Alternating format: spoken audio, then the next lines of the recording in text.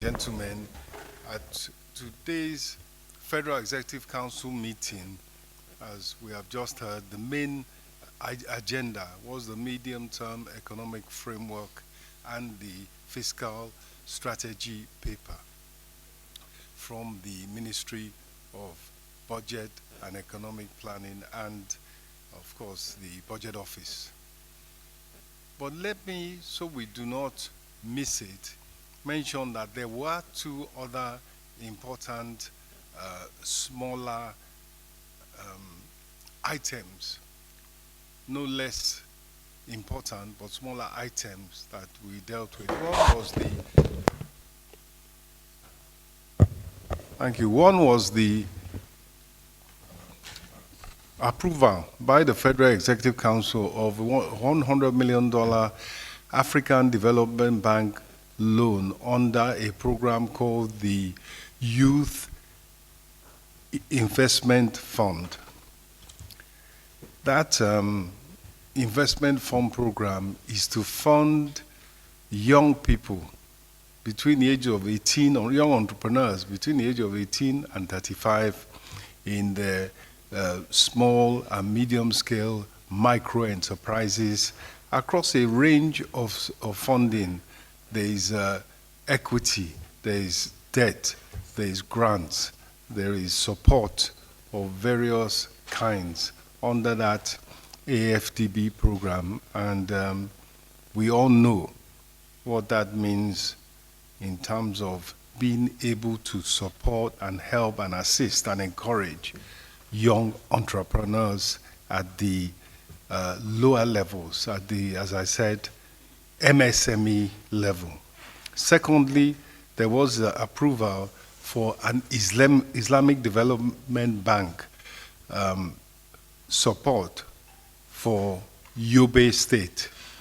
And it's an integrated ADP, an integrated agricultural development project. And in both cases, these are multilateral development partners. Their funding is concessional.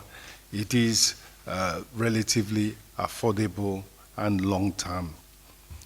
Well, the main topic of the day, of course, was the presentation in line with the in line with the Fiscal Responsibility Act, really, I would say, the presentation of the 2026 to 2028 medium-term expenditure framework. And Mr. President, as a preface for that discussion, expressed appreciation for the unwavering dedication to his renewed hope agenda by the members of the Federal Executive Council. And he pointed out how it does remain the driving force behind his commitment to developing and putting in place and a reformed economy driven by rapid, sustained, inclusive, and job-rich growth, and thereby making Nigeria competitive globally.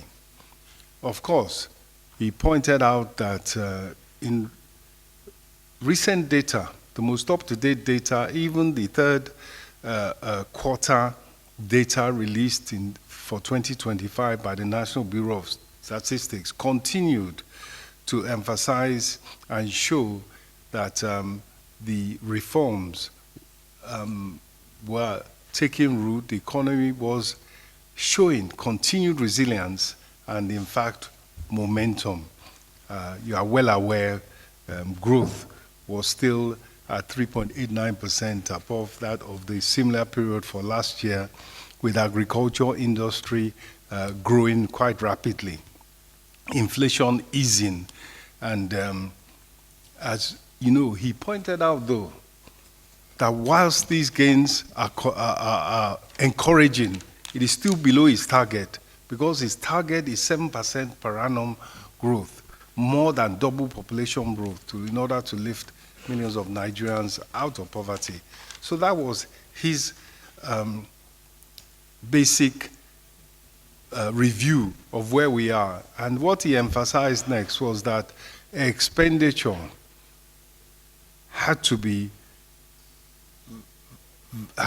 expenditure had to be improved on. The efficiency of spending must be, in order to get maximum value from every naira spent, and of course, the prioritization that would need. So he did direct that the ministries, departments, and agencies should prioritize their spending, capital spending, to focus on growth-enhancing projects, growth-enhancing initiatives, and that the economic management team would help collate those priorities for his final input. And of course, the large legacy projects would also be a priority of Mr. President. They will be prioritized in terms of capital expenditure. So we can expect much more incisiveness, efficiency, and results from capital expenditure. And that really is where we now took the Ministry of Budget and Economic Planning, now took over and presented the 2026 to 2028 medium-term expenditure framework and fiscal strategy paper. Thank you. I will start, the first shall be the last. So I'll start with the last. Islamic Development Bank, 50 million naira agricultural development project for Yobe State. That's quite straightforward enough. Arise, $50 million, $50 million US dollars. The issue of overlapping budget, I think there is a commitment to stick to, as much as possible, revert to a normal budget cycle, January to December. That's the commitment. It takes all parties agreeing and working towards that laudable goal, which is to normalize and have the budget, the capital budget we are talking, because we know that the recurrent runs from January to December and then stops.